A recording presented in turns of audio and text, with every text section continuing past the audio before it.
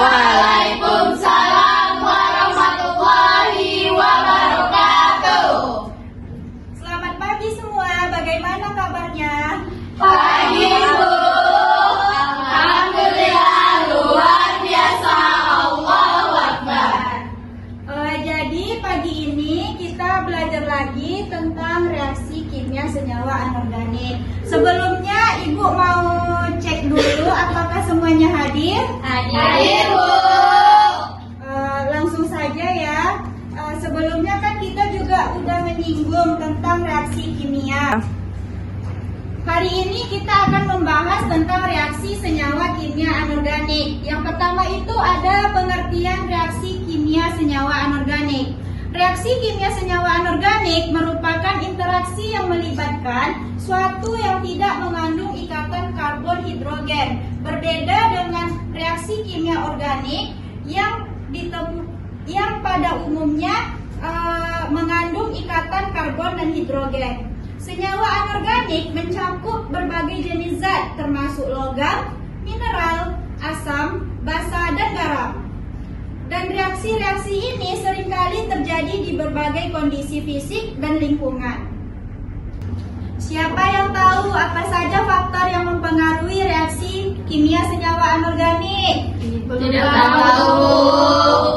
Jadi, faktor yang mempengaruhinya itu ada konsentrasi, suhu, luas permukaan, katalis, dan tekanan. Ingat ya? Ya Bu. Selanjutnya yaitu kita akan membahas tentang reaksi-reaksinya. Yang pertama ada reaksi pembakaran, reaksi asam basa, Reaksi hidrolisis, reaksi presipitasi, dan reaksi oksigenasi. Silahkan Alia Maisara dibaca pengertian reaksi pembakaran.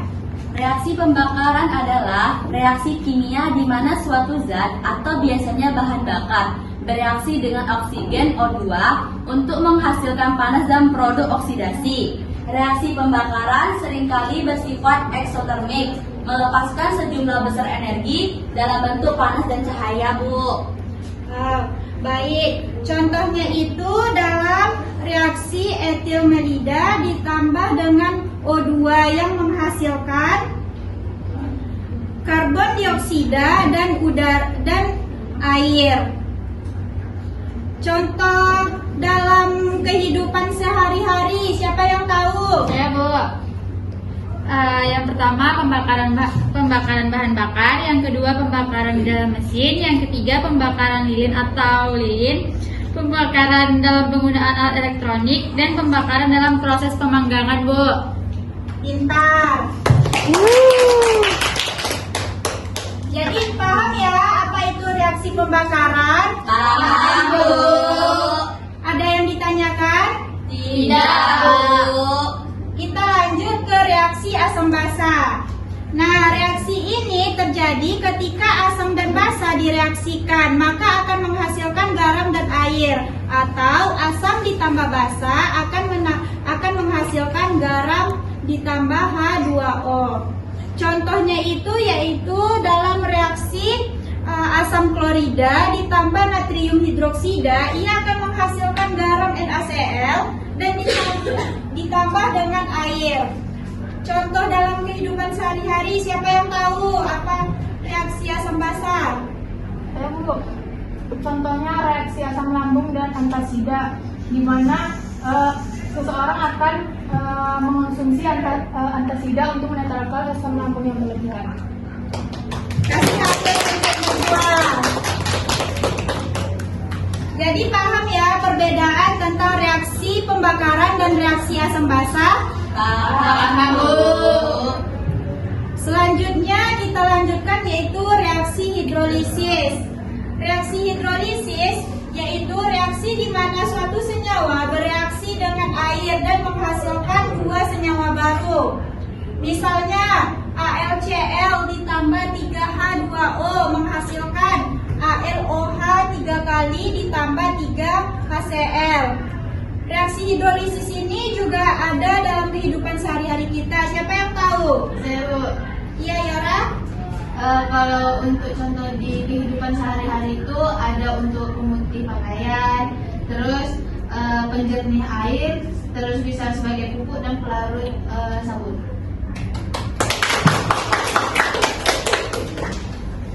Yang terakhir yaitu tentang reaksi presipitasi.